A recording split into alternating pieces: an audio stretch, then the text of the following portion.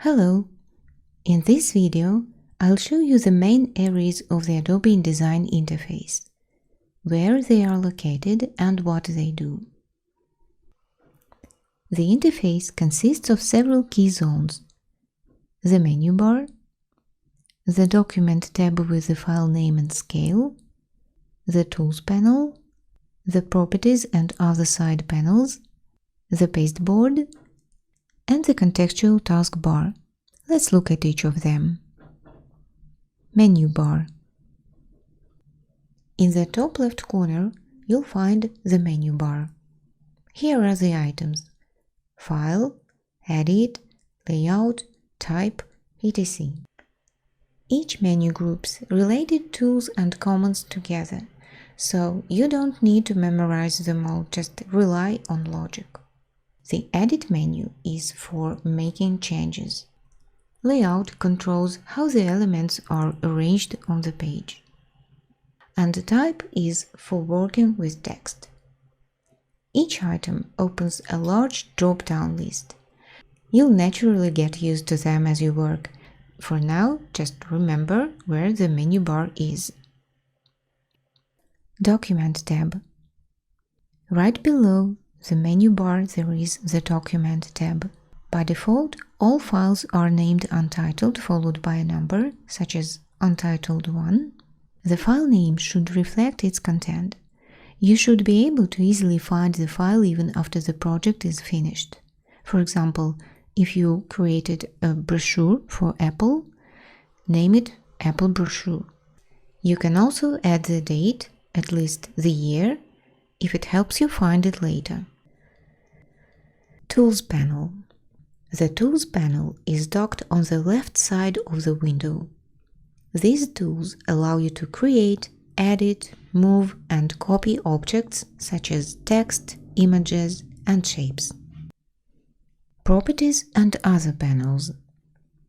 On the right side of the window, you'll find various panels. Each panel lets you work with a specific type of object and edit its settings. Right now, you probably see an area with icons, input fields, and buttons. This is the Properties panel.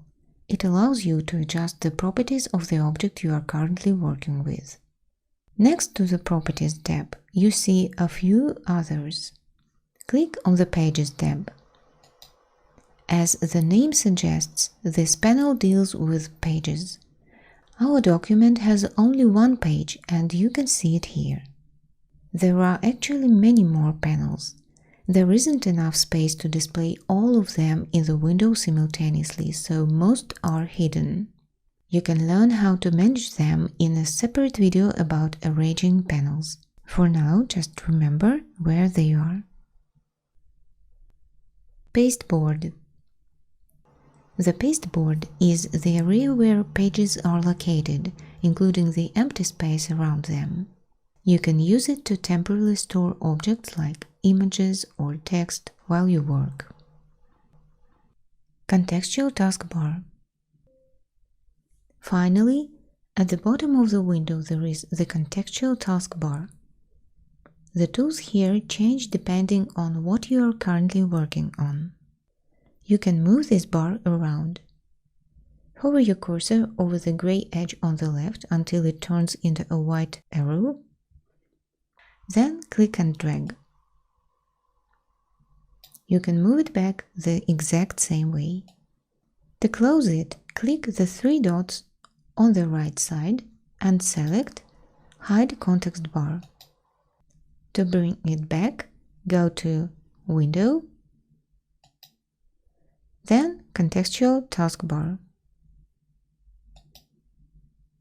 Now you know where to find everything in the InDesign interface. Keep in mind that many tools here are duplicated. You'll get used to this over time. In my videos, I'll show you the fastest and the most convenient way to do things, along with a few alternatives. Later, you can choose what works best for you. And if you want all these guides right in front of you, I'm Vera Petrova, and I created the workbook How to Work in Adobe InDesign in Pictures. Here is how the pages look. You just open it and immediately see what to do. No need to search for a video and rewind it to the right moment. You can buy the workbook on my website. The link is in the description. If this lesson was helpful, leave a like and subscribe to the channel. See you in the next video. Bye!